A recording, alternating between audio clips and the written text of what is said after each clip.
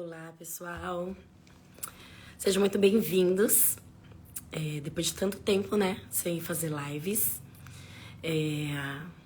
Vamos começar agora, talvez um período de lives, não posso prometer que nós vamos começar um período de lives, porque vocês sabem que eu prometo e não cumpro, né? Então, vou começar a chamar as pessoas para vir aqui participar. Vou marcar aqui para as pessoas irem entrando. Sejam bem-vindos.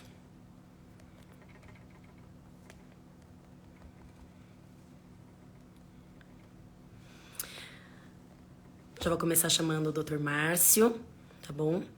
Pra gente não perder muito tempo.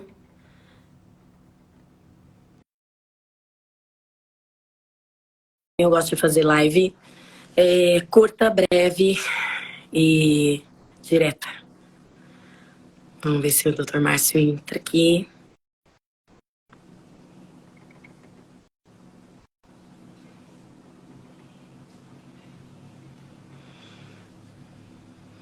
Olá, oi Simone.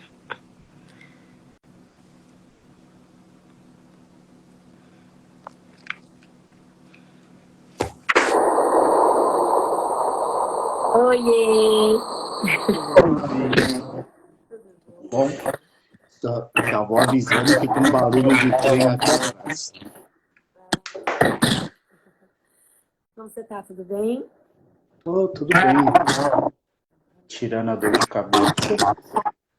Tirando a minha voz rouca, mas a gente segue, né? Sim. Você? Bem, depois a gente conversa a respeito do negócio brincando, né? O Dr. Márcio tá aqui hoje com dor de cabeça, com enxaqueca. Eu tô aqui rouca. Olha, mas nós estamos aqui cumprindo um compromisso que foi feito e a gente não vai adiar, não é mesmo? Mas porque a sua agenda cabe a minha ida, então é o que tem pra hoje. É o que tem pra agora. Eu vou deixar o Márcio se apresentar, falando onde você trabalha, quais são as suas especialidades, e aí depois a gente começa a conversar. Nossa, falar de mim é tão difícil. Eu sou médico, mas antes de me tornar médico, eu sou terapeuta há 20 anos. E acho que o áudio está um pouco ruim. Antes estava melhor, agora ficou um pouquinho ruim, mas enfim, vamos lá. Mesmo assim... Esse é meu retorno.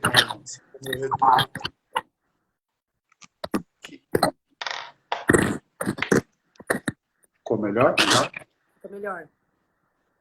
Então tá.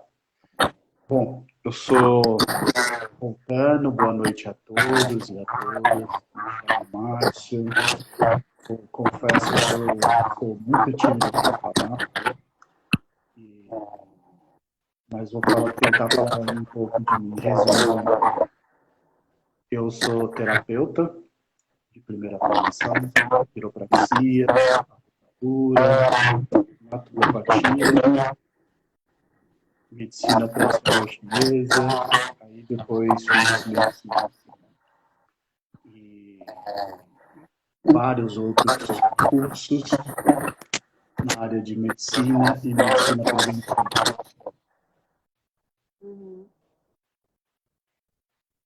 A Simone É um fundinho só, mas eu tô te ouvindo bem.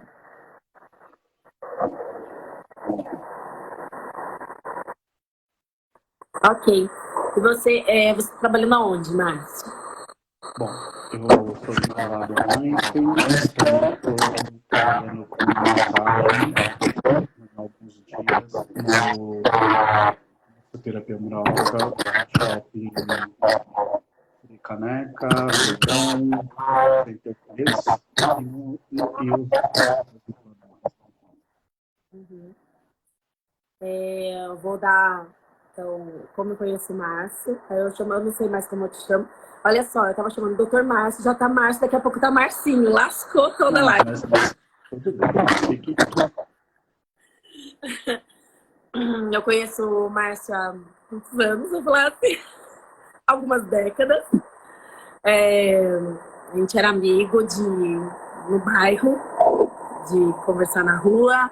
O Márcio era amigo do meu namorado, mais amigo dele do que meu, né? Depois a gente ficou amigo para sempre.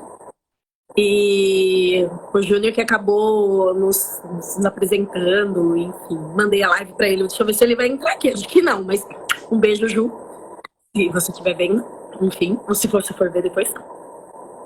E aí ele nos apresentou, e aí a gente acabou ficando muito amigo, muito próximo. E com o tempo o destino nos afastou, mas nos reaproximamos num evento. E estamos aqui, então, na mesma área da saúde. Olha, já como que poderia ser isso? Apesar de que você sempre quis ser médico, né, Márcio? Conta pra gente. Sim, desde criança. Na verdade, eu desde os 6 anos de idade. E o destino fez com que eu migrasse para as outras áreas. Com 15 anos, eu comecei a trabalhar na área de comunicação, da SBT. E depois, com 21 para 22, eu entrei na área da saúde e nunca mais saí. Já estou hoje com 43 anos, seguindo nessa maré. Conheço a Lu desde os meus 7 anos de idade. Faz pouco tempo. Pouco tempo a gente se conhece. Conhecemos quase nada, né? Quase nada. Quase nada. E enquanto a gente era jovens, porque éramos muito jovens, crianças não veem diferenças uns nos outros, né? Crianças são crianças e a gente ainda tá falando que não é chiado. Aqui pra mim tá normal. Eu vou falar também que eu tô morando pertinho da estação de trem e metrô. Aí o barulho tá acontecendo do trem e do metrô. Aqui particularmente eu tô ouvindo só quando o Márcio fala, né? Então é um chiadinho só, mas super tranquilo. Pra mim tá normal. Eu vou pegar um outro fone aqui da minha esposa e aí vamos ver se melhora. Mas vamos falando. Ela tá aí? Ela tá lendo. Ai, ela é muito chique, gente. Ela tá lendo. Ela tá na sala fazendo leitura de umas coisas do trabalho. Então, como eu estava falando, quando nós somos crianças, nós não vemos a diferença entre uma característica de uma criança ou a outra característica. A gente só quer brincar, interagir, jogar, comer bobagens, que é o que a gente mais fazia. Naquela época você não era naturopata, então a gente só comia muitas tranqueiras na rua, né? Uhum. Então a gente não via nenhum tipo de diferença. A gente não tinha diferenças. Mas com o decorrer do tempo a gente começa a se autoavaliar e nos criticarmos e ver as nossas dificuldades perante ao mundo, perante a sociedade. Eu queria saber, Márcio, se você quando começou a sentir, ou se você começou, ou se teve esse momento que você sentiu uma diferença com a sociedade, ou com seus amigos de escola, enfim. Bom, esse é um tema difícil de falar. Eu sempre fui muito eu fui muito observador. Era muito difícil de falar. E nossa, assim, pela observação, tinha um pouco fui de poucos amigos, socialmente de dificuldade de interagir, mas quando eu conseguia sentir seguro, essa parte. Mas a partir do momento que eu me senti seguro, a parte mais importante que você foi seguro. Aí sofri muito bullying, muito, apanhei muito de alunos, apanhei muito na rua, porque não conseguia com as crianças, e as crianças acabavam me agredindo. Mas isso hoje já nem é trauma, uma observação mesmo. Sim. Ai. Mas você sempre foi de falar bastante, né, Márcio? Assim, quando a gente conversava, sempre você foi de falar bastante com a gente. Sempre procurei falar, eu me sinto seguro. Então, assim, eu me forcei sempre muito a ser diferente nas minhas dificuldades. Quando eu tenho dificuldade auditiva, porque quando eu era pequeno, eu sempre tive sensibilidade auditiva. Hipersensibilidade de tátil, né? Hipersensibilidade auditiva, hipersensibilidade auditiva. E o que me trazia sempre foi a observação, sempre ficar em silêncio. E quando eu interagia, eu sempre me senti mais confortável. As pessoas mais velhas. Então, aí eu falava bastante. A partir do momento que eu me sentia... Entendi. E isso a gente via muito porque quando nós éramos jovens, né, eu lembro que a gente se focava muito, tipo, era sempre as mesmas pessoas que você acabava conversando e a gente ficava horas conversando. E até hoje, né, quando a gente conversa horas mesmo. Então, quando você tem tempo, né, porque agora você não tem tempo, muito tempo, mas quando você tinha tempo, a gente conversava por muitas horas. Para quem não sabe, o Márcio foi diagnosticado com espectro autismo. Mas foi isso para você? Quando que você recebeu esse entendimento da sua característica?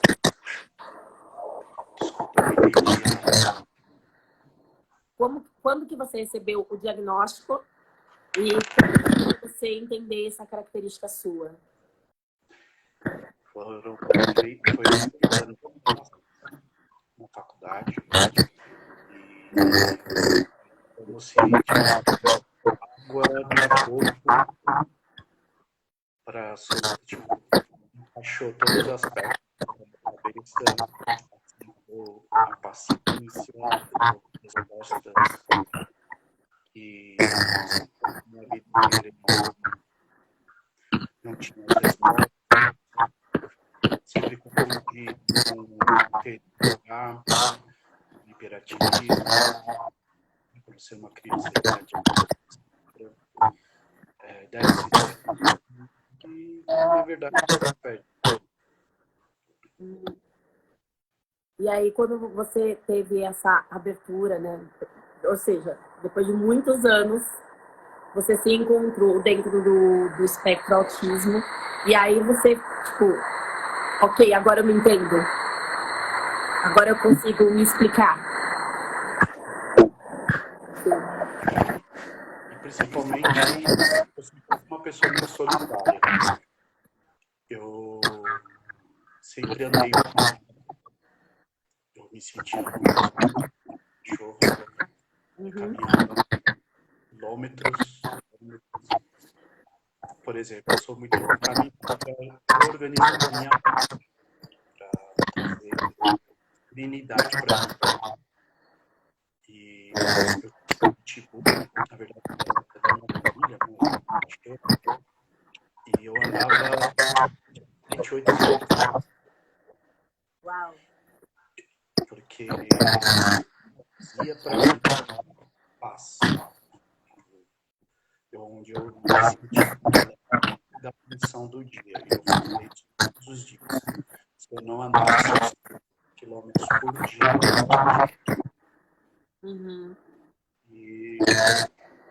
temos várias manias.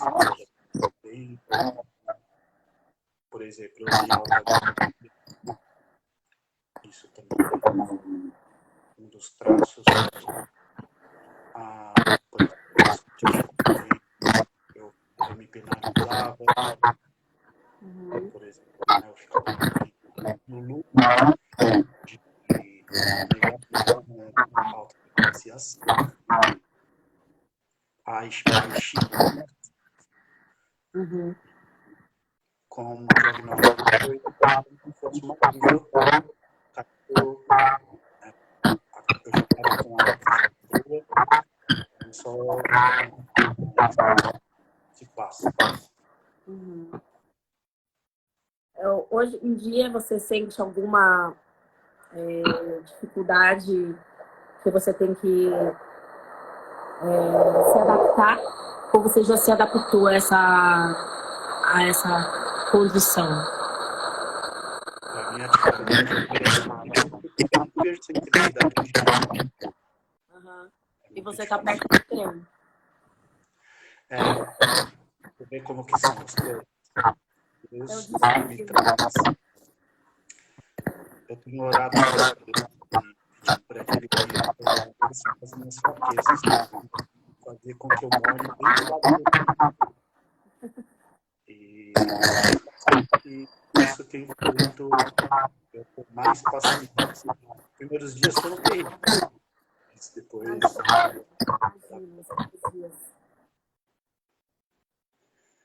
Os primeiros dias devem ter sido terríveis mesmo. Isso aí é ser humano adaptado. Sempre. É uma coisa que eu sempre falo para as mães dos meus pacientes, que o ser humano ele é adaptável. Então as crianças elas vão se adaptar ao mundo delas, né? A gente só tem que dar meios para elas se desenvolverem dentro daquilo que elas gostam. Como todas as crianças, típicas ou atípicas, têm características e gostam de coisas específicas, né? A gente tem que proporcionar as habilidades para que elas se desenvolvam. E é aí que está a dificuldade do paciente atípico, da gente encontrar qual é a habilidade dele, né? E você não, desde pequeno, desde 6 anos de idade, já tinha um foco, que era a área da saúde, e hoje chegou aonde você chegou, sendo um médico do Einstein, né? E também fazendo residência lá e estudando lá também. Porque esses dias eu estava no shopping, uma médica, eu acho muito engraçado. Lá no... Eu não fico eu vou servindo a um discurso que eu tenho. E aí a gente estava conversando e falando sobre neuropatias, ciências, patologias complexas, etc. Ela perguntou para mim, você não é simplesmente eu falei, não. Mas o que você já fez?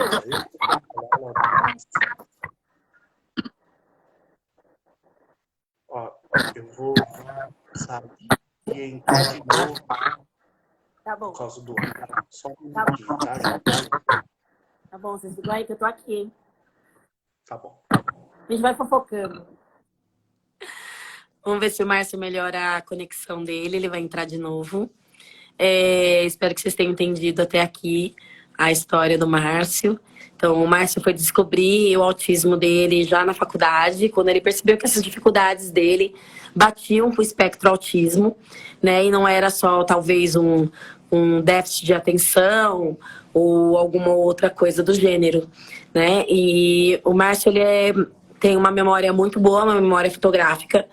Ele passou numa das melhores faculdades do país e sempre trabalhou nos melhores locais do país também, como hoje ele é médico do Einstein. O Márcio sempre foi muito focado, muito determinado, muito guerreiro nas coisas dele, mesmo todo mundo dizendo que ele não ia conseguir. Ele foi persistente e conseguiu chegar onde ele chegou. Espero que ele consiga reconectar aqui para a gente poder ouvi-lo. É muito importante as pessoas que estão aqui e que forem ver depois, pacientes mesmo, quer dizer, as mães e os pais dos pacientes, verem que o futuro é grandioso, né? Que, lógico, o Márcio, ele tem um autismo Asperger, onde é um grau leve, que a gente pode considerar um grau leve, apesar de que esse negócio de grau é muito falho e muito... Cada profissional entende de uma forma. Ok, ele já entrou de novo, vou chamá-lo. Vamos colocar aqui.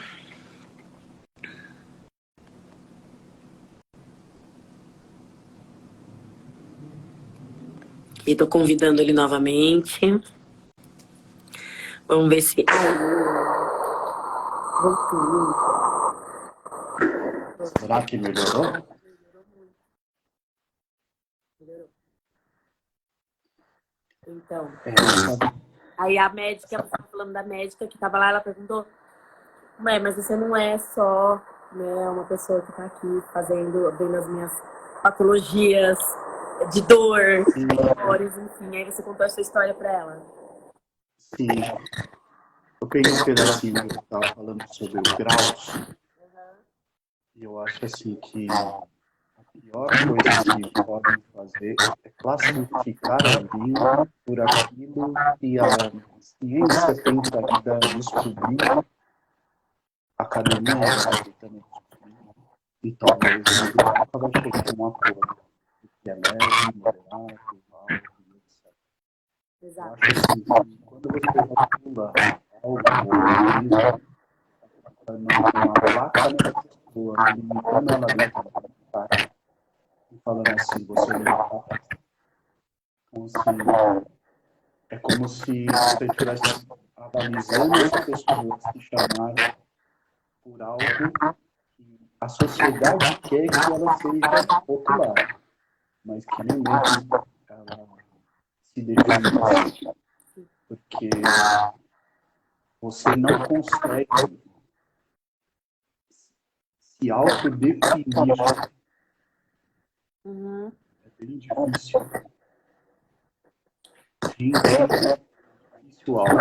Vou fazer assim. É o melhor que a gente consegue. Vamos continuar a live aqui. Pra mim tá tudo bem. Quando eu terminar, eu edito e posto no ar sem chiados, tá bom? Aí vai ficar tudo bem. Deixa eu falar uma coisa, Márcio. Eu, quando atendo as mães dos meus pacientes, eu sempre falo isso pra elas. Quando as crianças entram em contato comigo, eu falo, são apenas crianças.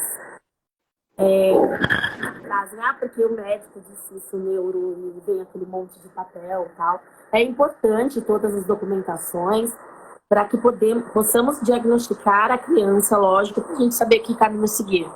Mas quando elas entram em terapia, eu falo, eu vou tratá-las como crianças típicas ou atípicas? Não, como crianças. E aqui dentro, a fonoaudiologia ela é muito ampla, a gente pode ir adaptando. Lógico que vários trabalhos que eu utilizo, vários protocolos que eu utilizo com crianças típicas, eu utilizo com crianças atípicas e vice-versa. Porque são características, né? Então, lógico que tem muitos profissionais que utilizam grau, rotulam a criança, e eu acho que sempre a gente pode trazer o melhor para essa criança, para que ela tenha uma sociabilização e consiga seguir os seus caminhos e consiga viver muito bem, né? Porque os pais e as mães e os avós não estarão aí para sempre, né? Então a gente tem que fazer com que elas se tornem provedores de si mesmos, né? Consigam fazer suas próprias coisas. Sim, sim.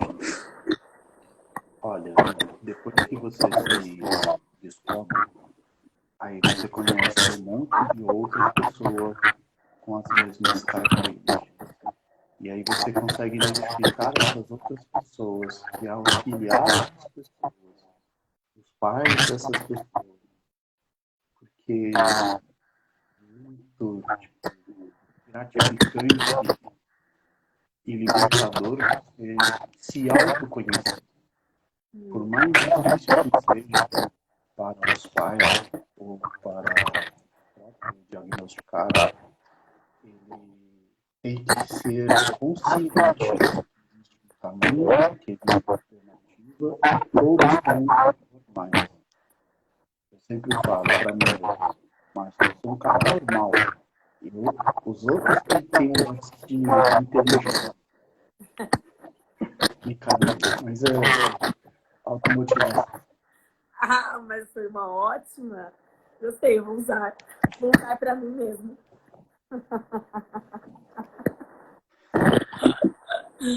Ai, ai. E hoje em dia você atua no campo da dor? Sempre. Sempre. Na verdade, porque assim, o caminho da dor é o caminho da libertação. Que assim, eu desde muito novo, eu sempre, por hipersensibilidade, eu sempre conseguia entrar na energia da pessoa, ser mais silencioso, compreender mais e ouvir mais o outro. E quando você está como terapeuta, quando você coloca as suas mãos sobre uma pessoa, você conhece a história. Você sempre peço a permissão, tanto para a pessoa quanto para Deus, que eu posso fazer sempre no melhor trabalho. E até mesmo com o paciente, sempre foi desse jeito. Nunca podemos diferenciar o outro, mas sim dar o melhor para o outro. Eu procuro fazer isso todos os dias. Por que a dor? Porque para mim foi um caminho muito difícil. Eu sempre caminhei muito próximo da dor, sempre sofri muito por não me conhecer.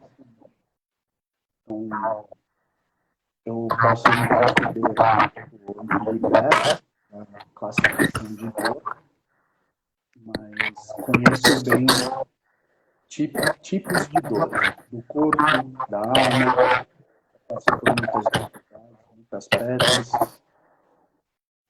níveis de relacionamentos. E hoje eu posso dizer que caminho como especialista da dor.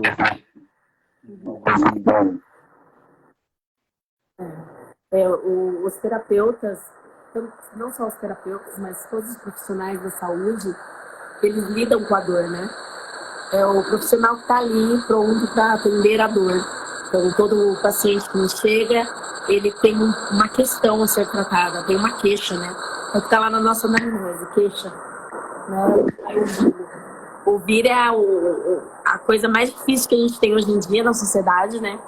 E é o que a gente mais faz, né, na área da saúde. É o que, pelo menos é o que a gente deveria fazer, né? Alguns profissionais acabam, alguns colegas nossos não conseguem fazer isso, mas a maioria dos profissionais estão ali abertos para ouvir, né, e entender essa queixa, ver como pode auxiliar da melhor forma.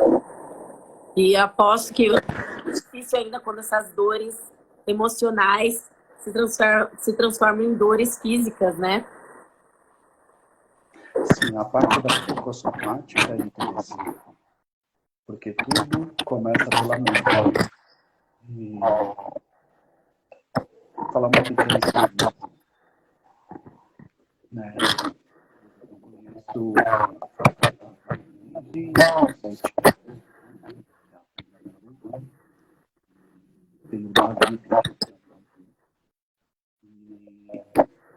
Quando você sabe, e até gostaria de falar, nunca perca a esperança na sensibilidade, porque ele é normal. Outras pessoas que estão andando, assim, porque hoje em dia estava muito mais selvagem, cada dia mais selvagem. E quando ela alguns habilidade com ela e acabar mas tem habilidades extraordinárias em diversas outras áreas. E isso muitas vezes não é compreendido pela sociedade e também não é pela própria família. E uma das coisas que eu falo, né, Einstein, para mim, tem também, é um autismo. Né? Então, eu vejo, por exemplo, Freud, de alguma forma, ele tinha alguma questão ali de hipersensibilidade.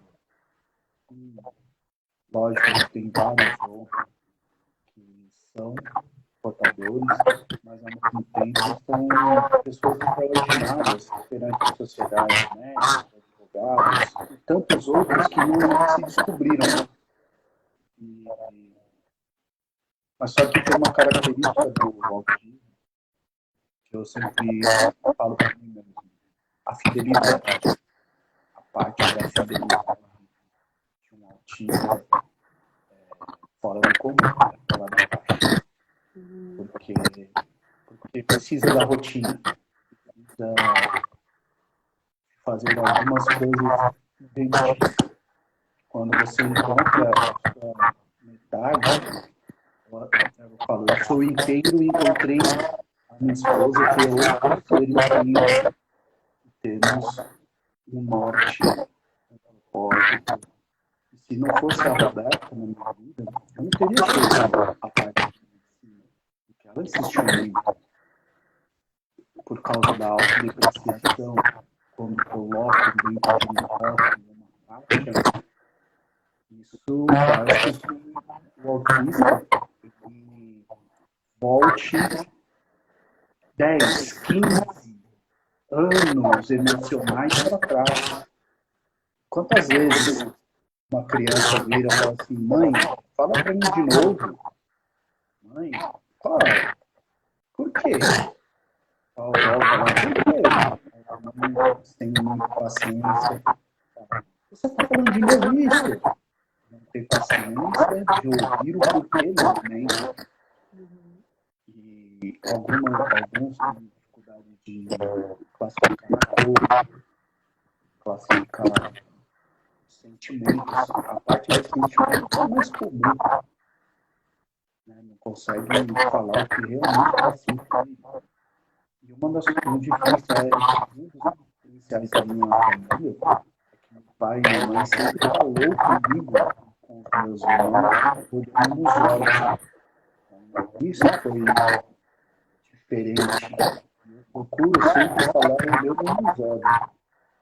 E não é normal dentro do autismo, mas foi um treinamento recebendo ao longo da vida, mas ao mesmo tempo a parte de autoagressão, hipersensibilidade, memória fotográfica e fazer de burro, eu me fazia de burro para ser aceito pela sociedade. Isso é muito comum. Um dia desse eu estava conversando com um colega médico, cardiologista, e ele tem artrose. E aí ele falou: não, faz burro. Eu falei: não faz. Porra, eu também. Então, assim, sabe, várias vezes você tem que tentar entrar dentro da caixa, da sociedade. Só que eu coloquei uma tecla chamada foda-se. Eu vivo o foda-se, faço, acho que eu tenho que fazer, dentro da coerência, da integridade, mas foda-se para tudo e para todos, tá? Desculpa pela expressão. Não, é ótimo, é isso mesmo. Isso tem que ser empregado, acho que todo mundo tem que ter os seus limites, né? E é muito importante isso. Eu coloco isso para mim também. Então, eu acabo desligando algumas pessoas, algumas situações para poder viver melhor. É a melhor coisa que a gente faz, né? Porque hoje em dia a gente é julgado o tempo inteiro pelo que a gente é, pelo que a gente faz, como se veste, o que come, e ainda mais com a internet, né? O tempo inteiro você é questionado. Né? Eu abro uma caixinha de perguntas, imagina, o que queriam saber de mim? O foco deveria ser fonoaudiologia, que é o que eu posso, neurociência, né? Que é o que eu estudo. E as perguntas são completamente aleatórias, né? Então, você vê mais, as pessoas gostam do Big Brother, né? o padrãozinho Big Brother, que quer saber da sua vida. E às vezes você tem que colocar freios, né? Eu coloco muitos freios. Você vê minhas respostas são um pouco ácidas, porque eu coloco freio moral, ético. Às vezes a gente tem que ensinar, opa, o caminho não é esse não, amiguinho, né? Volta 5 casas para trás. Então, é importante isso mesmo que você está falando. Quando a gente coloca limite, primeiro para nós, eu não vou abrir mão de alguns valores. Eu não vou abrir mão de determinados pontos de vista e isso eu não abro mão. O restante fica mais fácil. Porque é complexo demais responder a todos as demandas de todos. Querer se encaixar numa sociedade que está classificando as pessoas por extremidade, pelo extremo. Assim, eu já nem abro mais caixa de perguntas, eu já faço um para tirar essa polaridade de que eu tenho que influenciar alguma coisa. Não, eu não tenho que influenciar nada. Sabe? E nesse mundo polarizado, eu tenho me reservado cada vez mais, porque está difícil ser normal numa sociedade doente ou minimamente normal numa sociedade doente. E assim, a parte de limite é importante. E eu sempre falo também para algumas mães que eu conheço que têm filhos autistas, tiram preocupação. Porque é um ser humano normal, com uma habilidade diferente. Porém, você, homem, você, mulher, precisa de um tempo de homem, de mulher, de casal. Porque viver 24 horas um problema, você considera um problema, mas se você olhar e conversar com a criança, ela está sendo apenas uma criança. É você que está colocando, rotulando e não vivendo. Então, assim, eu falo para a Roberta, eu não tenho rótulo. As pessoas podem falar o que quiser, mas eu não aceito rótulos. Até então, eu quase não falo com as pessoas, quase não falo sobre isso. Então, assim, quando me perguntam, eu pego, eu procuro viver uma vida normal, eu sou normal. Eu tenho algumas habilidades diferentes, apenas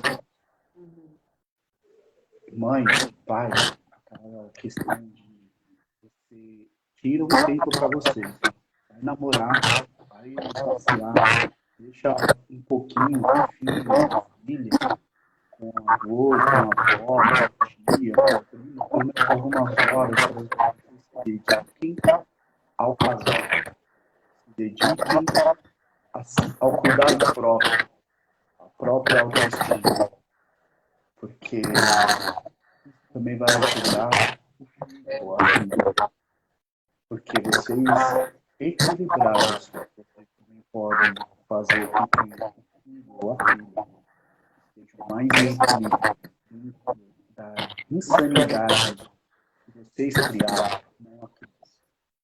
Exatamente. Perfeito. Perfeito. Porque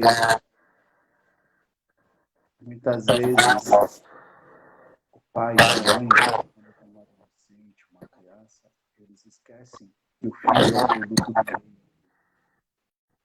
E filho sendo produto do meio, o problema muitas vezes não está no filho, está em quem produziu. Então, para arrumar a casinha, começa com o pai e com a mãe. Uma coisa que eu... Sei que eu estou falando é duro, mas é pura verdade. É perfeito. Eu, quando tenho possibilidade de conversar com outros profissionais da área que poucos atendem especificamente o autista, né? Eu atendo quase 70% da minha agenda de crianças com esse diagnóstico, com esse CID, esse rótulo. E eu sempre falo para as mães, né? Muito da criança é o ambiente. Eu falo, tem a questão genética? Tem. Mas eu confio mais na minha fala que o ambiente desenvolve muitas coisas. Então, a criança tem que ter aquele espaço para ser criança. Infelizmente vai sujar a casa, infelizmente vai riscar a parede, infelizmente. Porque é assim que deixe ela ser criança, né? Então, quando as crianças chegam até mim, a primeira coisa que eu faço, e aí você falou do tempo para a mãe, é fazer com que essa criança fique sozinha comigo na sala. É a primeira habilidade que ela vai ter que treinar comigo. Ficar sozinha na sala, sem a mãe, porque eles vêm um só. Eles vêm grudados, um só, um bloco. E aí eu tenho que desvincular isso. Então, uma hora tá na cadeira, uma hora a cadeira tá perto da porta, uma hora a porta tá aberta, a cadeira tá do lado de fora, até a gente colocar essa criança dentro da sala e a mãe ter esses 45 minutos, essa meia hora, 45 minutos dela. É muito bom. Quando você desce com a criança, você chega na recepção, a mãe já tá com outra cara. Já tá tipo, ufa, né? Tive um tempo para responder um e-mail, tive um tempo para ligar para uma amiga, tive um tempo para comprar alguma coisa online, para ver alguma coisa diferente, assistir uma entrevista. E isso é muito importante. O tempo de casal, o tempo sozinha. Até o seu filho precisa desse tempo também, né?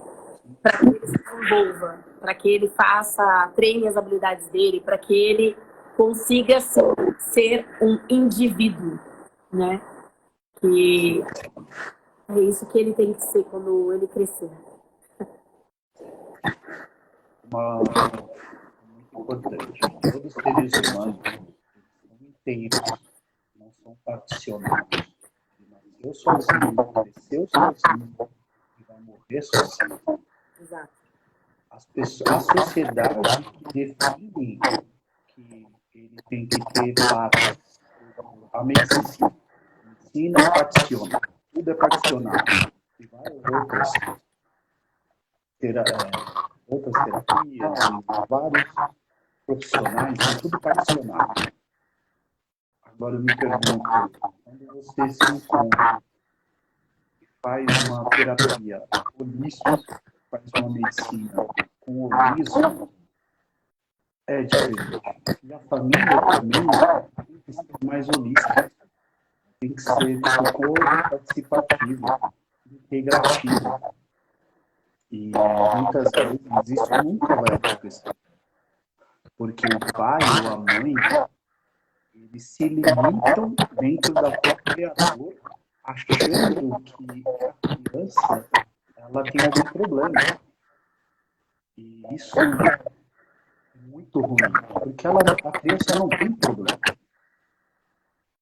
Ela só está se descobrindo. E ao mesmo tempo, quando o pai e a mãe compreendem que é apenas uma habilidade diferente, uma limitação de da sociabilidade, de cada característica de cada criança, quando você consegue fazer essa análise mais ampla, você consegue identificar o ser humano inteiro e não rotular. Isso também é ser holístico. Ver o inteiro é holístico. Ser um. E muitas vezes acabam particionando e perdendo. E isso não é bom. Nem para si, nem para o filho, nem para o companheiro. Verdade. Bom, eu vou fazer uma coisa que a gente combinou. Eu falei que a gente ia tirar 40 minutos desses nossas 24 horas para essa live. Já passou 5 minutos. Aí você vai poder descansar também. Amanhã você trabalha? Também. Então a gente vai encerrar a live por aqui. Eu vou deixar todos os contatos de Instagram, na verdade o Instagram do Márcio, onde ele tem lá como marcar uma consulta com ele também. E eu vou salvar a live, vai ficar aqui, mas eu vou editar a live. Ela vai pro meu e depois a gente vai divulgar isso melhor para que as outras pessoas possam ver, porque a maioria, com certeza, já está indo viajar, né? Mas os profissionais da saúde continuam aqui, trabalhando. Eu gostaria de deixar, por favor. Primeiramente,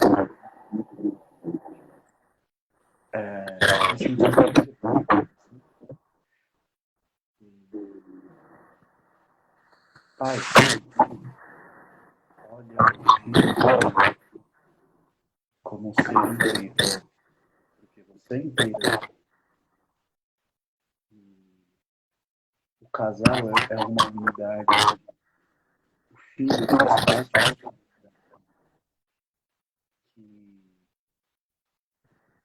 desenvolva como família a potencialidade de cada um. Não se invalide por causa do diagnóstico que um profissional deu. A ciência precisa rotular, mas não rotule dentro de casa. É o nome da pessoa. Um exercício que eu sempre fiz desde muito novo, porque isso eu aprendi com meu pai. Quando eu vou no mercado, etc., eu olho o crachá,